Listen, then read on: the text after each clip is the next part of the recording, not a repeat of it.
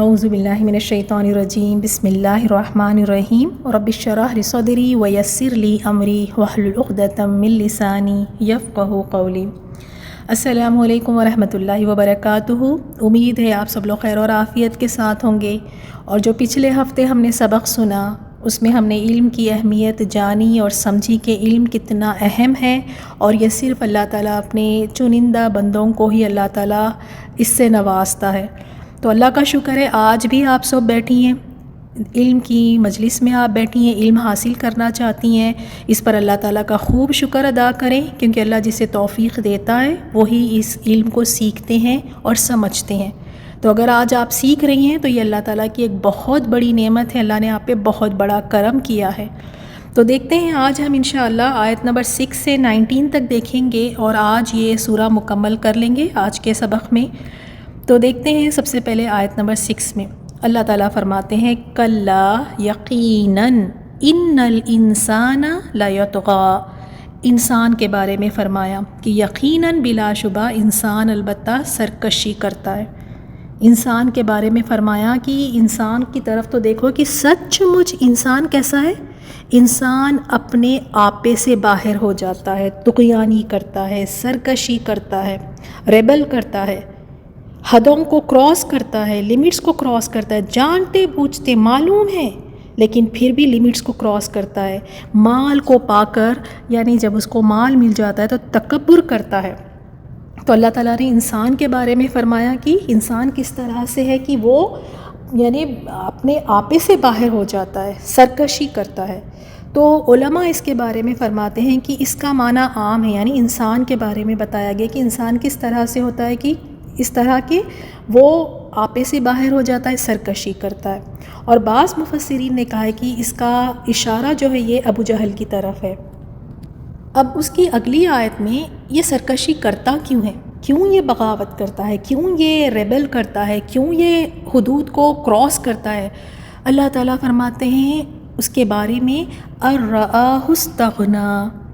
اللہ تعالیٰ کیا فرماتے ہیں کہ یہ اس لیے کرتا ہے کہ وہ اپنے آپ کو بے پرواہ سمجھتا ہے، وہ اپنے آپ کو بے نیاز سمجھتا ہے۔ وہ دیکھتا ہے اپنے آپ کو کہ اب اس کو کسی کی نہیں ضرورت، نہ کوئی پوچھنے والا، نہ کوئی بولنے والا، نہ کوئی روکنے والا، نہ ٹوکنے والا، سب کچھ تو ہے تو اب کسی کی ضرورت ہی نہیں ہے۔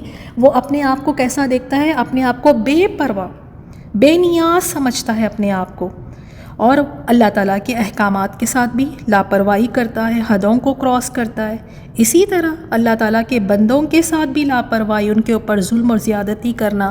اور وجہ کیا ہے کہ اس کے پاس اتنی مال و دولت ہے، یا اولاد ہے، یا پھر کوئی اس کے پاس ایسا منصب ہے، یا کوئی طاقت ہے، یا کوئی اس کے پاس ایسی چیز ہے جس کی وجہ سے وہ اتنا خوش اور اس پہ اتنا فخر کرتا ہے، تکبر کرتا ہے، اسی کی وجہ سے پھر اس میں سرکشی بھی آ جاتی ہے، اسی کو پھر ظاہر کرتا ہے، اور بغاوت بھی اسی وجہ سے کرتا ہے۔ تو اللہ تعالیٰ پھر یہاں پر انسان کو تھوڑا سا انسان کو واضح و نصیحت کرتے ہوئے اللہ تعالیٰ اس نیکسٹ آیت میں اللہ تعالیٰ فرماتے ہیں کہ اِنَّ بے شک، اب دیکھیں یہ بات انسان کو بھولنا نہیں چاہیے، اِنَّ بے شک اِلیٰ رَبِّکَ، آپ کے رب ہی کی طرف، اِنَّ اِلیٰ رَبِّکَ رجعہ واپسی ہے، کہ انسان کو ہمیشہ اس بات کو یاد رکھنا ہے کہ یقیناً لوٹنا تیرے رب کی طرف ہے۔ آج جو اپنے آپ کو اتنا بے نیاز سمجھتا ہے، آج جو اپنے آپ کو سمجھتا ہے کہ کسی کی نہیں ضرورت ہے، اس کی وجہ سے سرکشی بھی کر رہا ہے، حدوں کو توڑ رہا ہے، حدوں کو توڑ کر آگے بڑھ رہا ہے، تو اس کو یہاں پر ڈرایا گیا ہے، دھمکی دی گئی ہے۔ دھمکی دی کہ وہ شخص جو اپنے مال پر، اپنی اولاد پر، یا اپنے منصب پر، یا اپنے کوئی طاقت پر یا قوت پر اگر وہ بہت اس کو لگتا ہے کہ اس کے پاس اس کی وجہ سے تکبر کرتا ہے، اس کی وجہ سے وہ سرکشی کرتا ہے، تو اس کو یاد رکھنا چاہیے یہ سب چیزیں ہمیشہ اس کے ساتھ رہنے والی نہیں ہیں۔ ایک دن اللہ تعالیٰ کے پاس لوٹنا ہوگا، پھر انہی چیزوں کا اللہ تعالیٰ سوال کرے گا، اور انہی چیزوں کا پھر جواب بھی دینا ہوگا۔ اور واقعی دیکھیں آپ، جب کوئی انسان کے پاس مال آ جاتا ہے، یا کوئی اس کے پاس منصب ہے، یا کوئی طاقت ہے، یا کوئی ایسی چیز ہو، تو انسان اپنے آپے سے باہر ہو جاتا ہے، لوگوں کو تو خاطر میں ہی نہیں لاتا، دوسرے لوگ تو ایسے لگتے ہیں پتہ نہیں کوئی کمتر سی چیز، کوئی حقیر سی چیز یا کیڑے مکوڑے، پتہ نہیں نہ ان کے ساتھ بیٹھنا پسند کرتا ہے، نہ ان کے ساتھ بول چال پسند کرتا ہے، اپنے آپ کو سمجھتا ہے کہ بھائی بس مجھے کسی کی ضرورت ہی نہیں ہے۔ تو یہاں یہ یاد دلایا گیا ہے کہ ایسے انسان کو جو سرکشی کرتا ہے اور اپنے آپ کو یہ سمجھتا ہے کہ وہ بے نیاز ہے، اس کو کسی کی نہیں ضرورت، تو ایک دن آنے والا ہے اور رب کے پاس لوٹنے والے ہو، اسے نہیں بھولنا چاہیے۔ اللہ تعالیٰ نے یہاں پہ سرزنش کی اور واعظ اور نصیحت کرتے ہوئے فرمایا کہ بے شک آپ کے پروردگار کی طرف واپسی ہے، واپس لوٹ کر جانا ہے۔ اللہ تعالیٰ یہ بات ہم سب کو سمجھا دیں کہ ہم سب نے بھی لوٹ کر جانا ہے۔ کبھی کبھار ہم اپنے گھروں میں اپنے سے جو کمزور ہے ان کے اوپر اتنا ہم دباؤ ڈالتے ہیں، ان کو اتنا دباؤ کے رکھتے ہیں، ان کے اوپر اتنے ظلم و زیادتیاں کرتے ہیں، گھروں میں ہی دیکھ لیں آپ۔ تو یہ بات یاد رکھیں کہ جو سرکشی کرتا ہے نا، جس کو لگتا ہے کہ مجھے کون پوچھنے والا ہے، مجھ سے پوچھیں گے، میرے معاملے یعنی میرے ڈیسیشن کے خلاف جائیں گے، جو اپنے آپ کو سمجھتے ہیں نا اس طرح سے بہت بڑے اور تکبر کرتے ہیں، تو پھر یاد رکھیں اس چیز کو کہ واپسی ہے، ہمیشہ یہاں رکنا نہیں ہے، اور اللہ تعالیٰ ان چیزوں کا سوال کرے گا۔ پھر اس کے بعد جو آیات ہے، اس آیت میں دیکھیں ابو جہل کا ذکر آیا ہے۔ اب دیکھیں اس آیت میں، اس کی نیکسٹ آیت میں اللہ تعالیٰ فرماتے ہیں اَرَأَيْتَ الَّذِي يَنْهَا، کیا آپ اس شخص کو دیکھے جو منع کرتا ہے؟ کیا آپ نے اس شخص کو دیکھا ہے جو منع کرتا ہے؟ یہ کون شخص ہے اور کس چیز سے منع کر رہا ہے؟ تو یہ ابو جہل ہے۔ اور کس سے منع کر رہا ہے اس کی نیکسٹ آیت میں ہمیں پتہ چلے گا۔ عَبْدًا اِذَا صَلَّى، ایک بندہ، ایک عبد جب وہ نماز پڑھتا ہے۔ یہ آیت ابو جہل کے لیے اس کے بارے میں نازل ہوئی، اللہ کی لعنت ہو اس پر، جب اس نے نبی صلی اللہ علیہ وسلم کو بیت اللہ کے پاس نماز پڑھنے سے منع کیا تھا، تو اس پر اللہ تعالیٰ نے یہاں پر اس کے لیے اللہ تعالیٰ نے اس کے بارے میں یہ آیت نازل فرمائی کہ آپ نے اس شخص کو دیکھا ہے جو منع کرتا ہے ایک بندے کو جب وہ نماز پڑھتا ہے۔ اب پھر اللہ تعالیٰ یہاں پر اس کو ایک اچھے انداز میں، احسن انداز میں سمجھایا اور پھر فرمایا اَرَأَيْتَ إِنْ كَانَ عَلَى الْهُدَى، بھلا دیکھ تو اگر وہ ہدایت پر ہو۔ یعنی ابو جہل کو فرما رہے ہیں کہ دیکھ تو صحیح نا، جسے تو روک رہا ہے، جس بندے کو تو روک رہا ہے نماز پڑھنے سے، بھلا دیکھ اگر وہ ہدایت پر ہو۔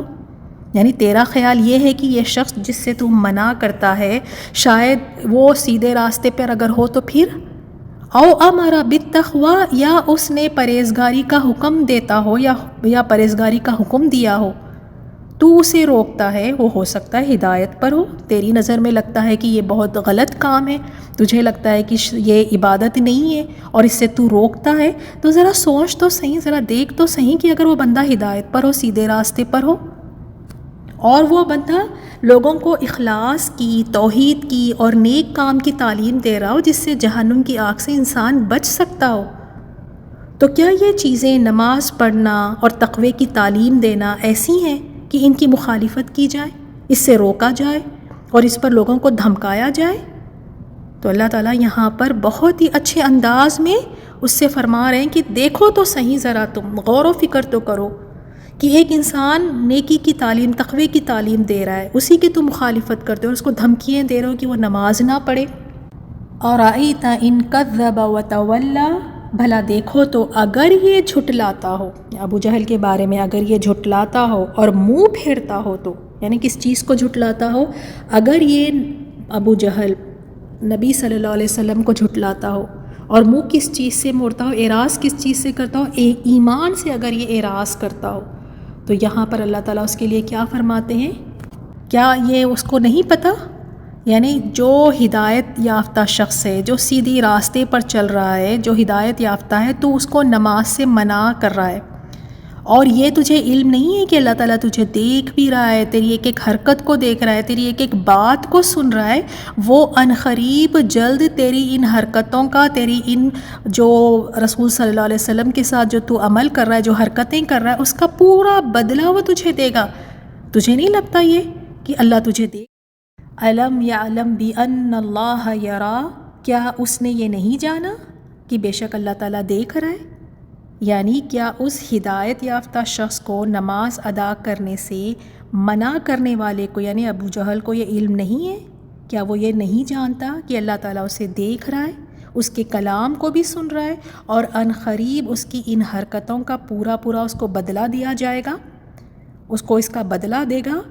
پھر ڈانٹ اور ڈپٹ کے انداز میں اللہ تعالیٰ نے فرمایا کلا لئن لم ینتہی، ہرگز نہیں، اگر وہ باز نہ آیا، یعنی اگر یہ ابو جہل باز نہ آیا اپنی ان سرکشیوں سے، اس مخالفت سے اگر وہ باز نہ آیا، لَنَسْفَعًا بِالنَّاصِیَةِ، تو ہم اسے پیشانی کے بالوں سے پکڑ کر ضرور گھسیٹیں گے، یعنی قیامت کے دن اس کی پیشانی پر سیاہ داغ لگائے جائیں گے اور ضرور اس کو گھسیٹا جائے گا۔ اور اس پیشانی کا ذکر یہاں پہ فرمایا کہ وہ پیشانی کیسی ہے، ناصیۃ کاذبۃ خاطیہ، وہ پیشانی کیسی ہے، جھوٹی ہے اور خطا کار ہے۔ ابو جہل کی پیشانی کس طرح سے ہے، جھوٹی کس طرح، اپنے باتوں میں جھوٹی ہے اور اپنے افعال میں، اپنے حرکتوں میں، اپنے کاموں میں خطا کار ہے۔ پھر اس کے بعد فَلْيَدْعُ نَادِیَہُ، چنانچہ اسے چاہیے کہ وہ اپنے مجلس والوں کو بلا لے، یعنی ابو جہل سے ہے کہ اس کو چاہیے کہ وہ اپنے قوم کے لوگوں کو، اپنے اقارب کو اپنے مدد کے لیے بلا لے، جس کو وہ بلانا چاہتا ہے بلا لے۔ پھر اللہ تعالیٰ فرماتے ہیں سَنَدْعُ الزَّبَانِیَہ، ہم ان قریب عذاب کے فرشتوں کو بلا لیں گے۔ ابو جہل جائے بلا لے اپنے قوم کے کس کو بلانا چاہتا ہے جو اس کی مدد کر سکے، اس کی جماعت کو بلا لے، ہم بھی ان قریب بلائیں گے فرشتوں کو۔ اور زبانیہ یہ عذاب کے فرشتے ہیں، تاکہ اس سے معلوم ہو جائے کہ غالب کون آئے گا۔ دیکھ لیتے کون سی جماعت ہے جو غالب آئے گی، ابو جہل کی جماعت یا اللہ تعالیٰ کی یہ بھیجے ہوئے فرشتے جو عذاب کے فرشتے ہیں۔ تو دیکھیں اس میں ہم تھوڑا حدیث دیکھ لیتے ہیں اس کے شان نزول میں۔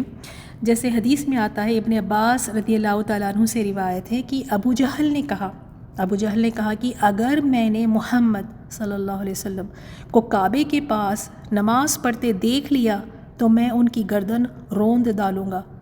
نبی صلی اللہ علیہ وسلم کے پاس جب اس بات کی خبر پہنچی تو آپ نے فرمایا اگر وہ ایسا کرے تو اسے فرشتے پکڑ لیں گے۔ اسے ترمذی نے روایت کیا ہے۔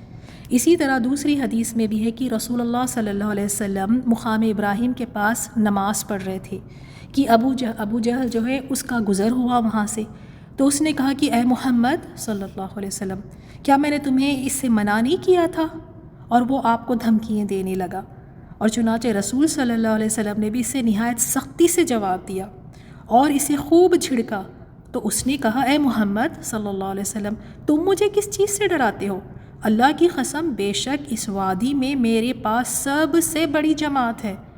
تو اس کے جواب میں اللہ تعالیٰ نے پھر یہ آیت نازل فرمائی فَلْيَدْعُ نَادِیَہُ سَنَدْعُ الزَّبَانِیَہ، چنانچہ اسے چاہیے کہ اپنی مجلس والوں کو بلا لے، ہم ان قریب عذاب کے فرشتوں کو بلا لیں گے۔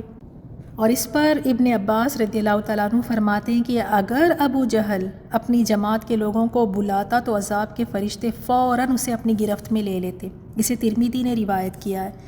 اور دوسری حدیث میں بھی ابو ہریرہ رضی اللہ تعالیٰ عنہ سے روایت ہے، کہتے ہیں کہ ابو جہل نے کہا کیا محمد صلی اللہ علیہ وسلم تمہارے درمیان اپنے چہرے کو مٹی پر رکھتا ہے؟ کہا گیا ہاں۔ تو اس نے کہا کہ لات اور عزیٰ کی قسم اگر میں نے انہیں اسی طرح نماز ادا کرتے دیکھ لیا تو ان کی گردن روند ڈالوں گا اور ان کے چہرے کو مٹی میں ملا دوں گا۔ اللہ کی لعنت ہو اس پر، نعوذ باللہ۔ اس پر دیکھیں چنانچہ وہ رسول صلی اللہ علیہ وسلم کے پاس اس وقت آیا جب آپ نماز ادا کر رہے تھے تاکہ آپ کی گردن کو رون دیں، مگر اس کے ساتھیوں نے دیکھا، ابو جہل کے ساتھیوں نے دیکھا کہ وہ الٹے پاؤں پھر رہا ہے اور اپنے دونوں ہاتھوں سے اپنے آپ کو بچانے کی کوشش کر رہا ہے۔ تو اس سے پوچھا گیا کہ یہ تمہیں کیا ہو گیا ہے، کیوں تم اس طرح کر رہے ہو کہ تم الٹے پیر پلٹ بھی آ رہے ہو اور دونوں ہاتھوں سے اپنے آپ کو بچانے کی بھی تم کوشش کر رہے ہو؟ تو ابو جہل نے کہا، اس نے کہا کہ میرے اور ان کے درمیان آگ کی خندق ہے، ہولناک مناظر اور پر حائل ہے۔ رسول صلی اللہ علیہ وسلم نے فرمایا کہ اگر وہ میرے قریب آ جاتا، اگر ابو جہل واقعی رسول صلی اللہ علیہ وسلم کے قریب جاتا تو فرشتے اس کے ایک ایک عضو کو کاٹ دیتے، ایک ایک اس کے جسم کے حصے کو کاٹ دیتے۔ چنانچہ اس موقع پر اللہ تعالیٰ نے پھر یہ آیت نازل فرمائی کلا ان الانسان لیطغی سے آخر تک۔ دیکھیں آخر کی جو 2 آیات ہے جہاں ابو جہل رسول اللہ صلی اللہ علیہ وسلم کی مخالفت کر رہا ہے آپ کو نماز پڑھنے سے روک رہا ہے، سرکشی پر اتر آیا ہے، اذیتیں پہنچا رہا ہے، وہاں اللہ تعالیٰ نے بھی اپنے نبی کو تسلی دی، فرمایا کلا لا تطیعہ، ہرگز نہیں، آپ اس کی اطاعت نہ کریں، یعنی اے محمد صلی اللہ علیہ وسلم جو آپ کو عبادتوں کی کثرت سے منع کرتا ہے تو آپ اس کی بات نہ مانیں، جہاں چاہے آپ نماز ادا کریں، اس کی کوئی نہ آپ پرواہ کریں، کیونکہ اللہ تعالیٰ آپ کی حفاظت کرنے والا ہے، اللہ تعالیٰ آپ کی مدد کرے گا اور وہ آپ کو لوگوں سے بچائے گا۔ واسجد واقترب، اور سجدہ کریں اور اللہ کا قرب حاصل کریں۔ اور دیکھیں واقعی جب انسان سجدہ کرتا ہے تو کس طرح اللہ کا قرب حاصل ہوتا ہے، جیسے آپ صلی اللہ علیہ وسلم نے بھی فرمایا نا، بندہ اپنے رب کے سب سے زیادہ قریب حالت سجدہ میں ہوتا ہے، لہٰذا سجدے میں کثرت سے دعا کیا کرو، اسے رسول اللہ صلی اللہ علیہ وسلم نے فرمایا۔ تو الحمدللہ اس سورے کو ہم نے مکمل کیا، اس میں تھوڑا سا غور و فکر کرتے ہیں اور اپنے لیے عملی نقاط نکالتے ہیں کہ اس میں ہمارے لیے کون سی عمل کی باتیں ہو سکتی ہے، اور سجدہ کرنے کا طریقہ بھی دیکھتے ہیں اور اس کی دعا بھی سیکھتے ہیں۔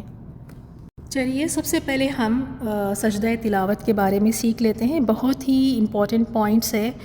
جب ہم قرآن کی تلاوت کرتے ہیں یا سنتے ہیں تو ایسی آیات آ جاتی ہیں جس میں سجدے کا حکم ہوتا ہے، تو اس وقت پر سجدہ کیا جاتا ہے، سجدہ تلاوت۔ تو سب سے پہلی بات جو ہمیں جاننا ضروری ہے کہ یہ سجدہ تلاوت جو ہم کرتے ہیں یہ واجب یا فرض نہیں ہے، یہ سنت ہے۔ اگر کوئی نہیں کرتا تو وہ گناہ گار نہیں ہے، لیکن یہ مستحب ہے، پسندیدہ ہے، یہ سنت ہے۔ اور دوسرا کہ جب سجدہ تلاوت آپ کریں گے تو اس کے لیے نہ ہی طہارت شرط ہے کہ آپ باوضو ہو کر کریں گے، اگر وضو نہ بھی ہو تو آپ سجدہ تلاوت کر سکتی ہیں۔ اسی طرح قبلے کی طرف رخ ہونا یہ بھی کوئی اس کی شرط نہیں ہے، جہاں آپ بیٹھی ہیں، جیسی بیٹھی ہیں تو آپ چاہے تو وہیں پر اپنا سجدہ تلاوت آپ کر سکتی ہیں۔ اب اسی طرح دیکھیں یہ سجدہ ہم کرتے ہیں نماز کی حالت میں اور نماز کے باہر بھی، تو دونوں طریقوں کو ہم دیکھ لیں گے۔ نماز پڑھ رہی ہیں آپ اور نماز میں سورۃ الفاتحہ کے بعد کوئی بھی آپ سورے کی تلاوت کرتی ہیں، اور اگر اس میں سجدہ آیت سجدہ آ جائے کہ وہ آیت کے بعد آپ نے سجدہ کرنا ہے، تو کیا کریں گے؟ وہاں پر سٹاپ کرنا ہے اور اس کے بعد اللہ اکبر کہہ کے سجدے میں جانا ہے، اور اس کے بعد اللہ اکبر کہہ کے ہی سجدے سے اٹھنا ہے۔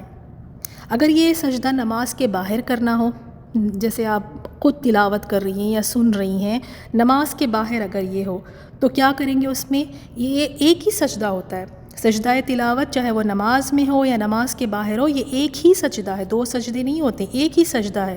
اس میں کیا کریں گے؟ نماز کے باہر اگر کرنا ہو اللہ اکبر کہیں گے، سجدے میں جائیں گے، اور اٹھتے ہوئے اللہ اکبر نہیں کہیں گے، تکبیر نہیں کہیں گے، اور نہ ہی سلام پھیریں گے، صرف اللہ اکبر کہہ کے سجدے میں جانا ہے۔ تو یہ دونوں طریقے ہم نے دیکھ لیے، نماز میں اگر ہم نے کرنا ہو اور نماز کے باہر۔ اچھا، آپ کون سی تسبیحات اس میں پڑھیں؟ ہمیں کیا پڑھنا چاہیے؟ اس میں وہی تسبیحات پڑھیں جو ہم سجدے میں پڑھتے ہیں، سبحان ربی الاعلیٰ یہ پڑھ سکتے ہیں، اور حصن المسلم اگر آپ لوگوں کے پاس ہے تو اس میں آپ کو وہاں اور 2 مسنون دعائیں مل جائیں گی جو اس سجدہ تلاوت میں پڑھی جاتی ہیں، تو آپ اس کو یاد کر لیں اور وہ بھی پڑھیں آپ۔ اور دوسری بات اس میں جو یاد رکھنے والی بات ہے وہ یہ ہے کہ اگر کوئی حیض کی حالت میں ہے، ناپاکی کی حالت میں ہے، اس وقت پر اگر وہ سجدہ تلاوت کرنا ہے، یعنی اگر وہ سن رہے ہیں تو وہ تب سجدہ تلاوت اپنی کر سکتے ہیں، ٹھیک ہے، جائز ہے یہ۔ اور اس میں جیسے دیکھیں کہ نہ تو وضو شرط ہے، نہ تو طہارت شرط ہے، نہ ہی قبلے کی طرف رخ ہونا شرط ہے۔ بس یاد رکھیں کہ اکثر لوگ ایسے کرتے ہیں جو غلط طریقہ ہے کہ جیسے ہی ایسی آیت آتی ہے جس میں سجدہ کرنا تو فوراً پہلے اٹھ کھڑے ہو جاتے ہیں اور پھر ہاتھ اٹھا کر اللہ، یعنی نماز کے باہر وہ ہاتھ اٹھائیں گے اور اللہ اکبر کہیں گے، پھر سجدے میں جاتے ہیں۔ نہیں، آپ جہاں بیٹھی ہیں، جس حال میں بیٹھی ہیں، بس وہیں پر آپ اللہ اکبر کہیں اور فوراً سجدے میں چلے جائیں۔ ایسے نہیں کہ پہلے آپ اٹھ کے کھڑی ہوئی ہیں، پھر اللہ اکبر کہہ کے پھر سجدے میں جا رہی، اس طرح نہیں کیا جاتا۔ تو الحمدللہ یہ کچھ چند باتیں تھیں اس تعلق سے، اس کو یاد رکھیں اور اپنے گھر میں اپنے بچوں کو بھی اس کا طریقہ سمجھائیں اور اس کو بتائیں۔ تو دیکھ لیتے ہیں اب اس سورے میں ہم نے کیا سیکھا۔ دیکھیں یہ سورہ جو ہے نا، سب سے پہلی آیت، یہ وہی سب سے پہلی وہی جو آئی اور اس وہی کا سب سے پہلا الفاظ، پہلا حکم، جو پہلا کلمہ ہے وہ ہے ہی یہ کہ پڑھو، اقرا، پڑھو۔ تو اس سے ہمیں پتہ چلتا ہے، دیکھیں کہ پہلا کلمہ ہی جب پڑھنے سے شروع ہو رہا ہے تو اس کی اہمیت ہمیں پتہ چلتی ہے کہ پڑھنے کی کتنی اہمیت ہے۔ اور پھر اللہ تعالیٰ نے فرمایا قلم کے ذریعے علم سکھایا، تو یہ بھی ہمیں پتہ چلا کہ اگر علم پکا والا، اچھا والا علم اگر حاصل کرنا ہے تو وہ قلم کے ذریعے ہی حاصل ہو سکتا ہے۔ اور پھر اللہ تعالیٰ نے فرمایا انسان کو وہ علم سکھایا وہ جو نہیں جانتا تھا۔ تو ان آیات سے ہمیں کیا پتہ چلا؟ علم کی اہمیت واضح ہوئی نا ان آیات سے کہ علم کی کتنی اہمیت ہے۔ تو ذرا دیکھیں، ہم اپنے آپ کا تھوڑا جائزہ لیتے ہیں۔ آپ دیکھیں آپ لوگ کتنی محنتیں کرتے ہیں، بچوں کے پیچھے کھپے جا رہے ہیں، گھر کی صفائی، پکوان، شوہر کے لیے پکانا کرنا، کتنے کام اور مصروفیات ہوتے ہیں، بھاگ دوڑ کے سب آپ کرتی ہیں، کسی میں بھی آپ پیچھے نہیں رہتی ہیں، چاہے کمر درد ہو، سر درد ہو، بخار ہو، کچھ بھی ہو، ہر حال میں اٹھ کھڑے ہو کے بچوں کے لیے کرنا، گھر کے لیے کرنا، کرتی ہیں کہ نہیں کرتی؟ کرتی ہیں نا۔ لیکن اگر علم کے لیے، علم حاصل کرنے کے لیے اگر آپ اس انتظار میں ہیں کہ ذرا تھوڑا سا فری ہو جاؤں، تھوڑا سا فارغ ہو جاؤں، یا میرے کچھ چند کام ہیں ان کاموں کو تھوڑا سا نپٹا کر پھر میں کروں گی، یا پھر آپ دیکھیں اور بھی بہانے ہوتے ہیں، جیسے ایگزامس چل رہے ہیں تو ایگزامس کے بعد علم سیکھوں گی، کوئی تو یہ کہتے ہیں کہ ابھی شادی ہوئی ہے، شادی کے بعد، ڈیلیوری کے بعد، بچے چھوٹے ہیں، ذرا بچے تھوڑے سے بڑے ہو جائیں، ابھی ہمارے صحت کے مسئلے چل رہے ہیں، ذرا صحت تھوڑی سی سنبھل جائے، یہ ضروری کام کر لوں، وہ ضروری کام کر لوں، سیکھوں گی ضرور، یہ نہیں کہتے کہ نہیں سیکھیں گے۔ آپ دیکھیں ہر کسی سے پوچھ لیں آپ، کوئی یہ نہیں کہتی کہ میں نے نہیں سیکھنا، ہاں سیکھوں گی لیکن ابھی نہیں، تھوڑا سا۔ تو دیکھیں ہمیں لمحے بھر کا بھروسہ نہیں ہے، لمحے بھر کا بھروسہ نہیں ہے، اور نیکیوں کو اس طرح سے ٹالنا، اور پھر دوسرے کام تو سارے چل رہے ہیں نا، سارے دنیا کے بچوں کے گھر کے سارے کام چل رہے ہیں، یہ رویہ صحیح نہیں ہے، یہ بات درست نہیں ہے کہ آپ علم کو ہی بس ٹالتے جائیں۔ علم، قرآن اور حدیث کا علم سیکھنے کے لیے اس کے لیے نہ کوئی جستجو ہے، نہ اس کے لیے کوئی فکر ہے، تو یہ رویہ صحیح نہیں ہے۔ اور ہم یہ کیوں بھول جاتے ہیں نا کہ قرآن اور حدیث کا علم ہماری روح کی غذا ہے۔ ہماری یہ جو روح ہے نا، یہ سونے، چاندی، زیورات، بنگلے، گاڑیوں سے نہ ہی یہ بہلتی ہے، نہ ہی یہ سنورتی ہے، نہ ہی یہ خوش ہوتی ہے۔ اسے یہ سب چیزیں نہیں چاہیے ہماری روح کو، ہماری روح بڑی پیاسی ہے، اسے قرآن اور حدیث کا علم چاہیے۔ اسی لیے آپ دیکھیں لوگ بڑے مالدار ہیں، پھر بھی زندگیوں میں بے سکونی اور بے چینی ہے۔ کئی لوگ پڑھے لکھے ہیں، پڑھے لکھے ہوتے ہوئے بھی ان پڑھ اور جاہل ہے، گمراہیوں کے اندھیروں میں بھٹک رہے ہیں۔ کہنے کو تو بڑے ڈاکٹر ہیں، انجینئر ہے، بڑی بڑی ڈگری ہیں، لیکن جاہل ہے، جہالت بھری ہوئی ہے، دین کے معاملے میں بالکل جاہل ہے، لیکن دنیا کی تمام ڈگریاں ان کے پاس ہیں۔ تو ہمیں ان آیات کو دیکھ کر ہمیں یہ سبق حاصل کرنا ہے کہ علم کی کتنی فضیلت ہے، اسے سیکھنے اور سکھانے کا عمل جب تک سانس چل رہی ہے، اس کو جب تک ہے اس سیکھنے اور سکھانے کے عمل کو ہم نے جاری رکھنا ہے۔ کیوں اس علم کو سیکھنا اور سکھانا اتنا ضروری ہے؟ کیونکہ یہ علم ہی تو ہے نا، یہ قرآن اور حدیث کا علم ہی ہے تو ہے جو اندھیروں سے نکالتا ہے۔ کتنے اندھیرے، کتنے گمراہی ہیں، کتنے فتنے ہیں، یہی علم انسان کو سیدھا رکھتا ہے، یہی اندھیروں سے نکال کے روشنی کی طرف لے آتا ہے۔ یہی علم ہے قرآن اور حدیث کا جو انسان کی جہالت کو دور کرتا ہے، اور یہی علم سے انسان میں خدا خوفی پیدا ہوتی ہے، تقویٰ پیدا ہوتا ہے، احساس جاگتا ہے، آخرت کی فکر پیدا ہوتی ہے، اور سویا ہوا ضمیر، جو ہمارے ضمیر سوئے ہوئے نا، یہی قرآن اور حدیث کا علم ہمارے سوئے ہوئے ضمیر کو جگائے گا، یہی علم ہمیں استقامت عطا فرمائے گا۔ اور پھر یہی علم ہے قرآن اور حدیث کا، جس کی بدولت اللہ تعالیٰ، اس علم کی بدولت انسان کو اللہ تعالیٰ اس دنیا میں بھی اور آخرت میں بھی اس کے درجات کو بلند فرماتا ہے۔ یہی علم ہے ہمیں جو سیکھنا چاہیے، اور اس سے ہمیں محبت کرنا چاہیے، اس میں ٹال مٹول سے کام نہیں لینا چاہیے۔ اب دوسری چیز ہم کیا سیکھتے ہیں اس سورے میں؟ ابو جہل کے قصے کو یاد کریں۔ ابو جہل، حالانکہ اس کو ابو الحکم کہتے تھے، اتنا سمجھدار سردار، وہاں کا مالدار، صاحب حیثیت، وہاں پہ بڑا اس کا رتبہ، لیکن ذلیل ہوا۔ کہاں ابو جہل تھا، کہاں ابو الحکم تھا، ابو جہل بن گیا۔ وجہ کیا تھی؟ سرکشی، تکبر، سرکشی اور تکبر نے اسے ابو جہل بنا دیا۔ لیکن اگر انسان کے پاس علم ہو اور اس علم پر عمل کرے تو وہی علم انسان کو عاجز بنا دیتا ہے، زندگی جینے کا ہنر سکھا دیتا ہے علم۔ لیکن ابو جہل نے کیا کیا؟ سرکشی کی، اکڑ کے رہا، تکبر کیا، اس نے سچ کو ماننے کے لیے تیار ہی نہیں ہوا۔ اسی طرح تیسری چیز جو ہم اس سورے میں سیکھیں گے وہ یہ ہے کہ کس طرح سے ابو جہل دھمکیاں دیا کرتا تھا رسول اللہ صلی اللہ علیہ وسلم کو کہ نماز نہیں پڑھنا، دھمکیاں دیتا، ڈراتا، یہاں تک کہ تکلیفیں اور اذیتیں بھی پہنچائی۔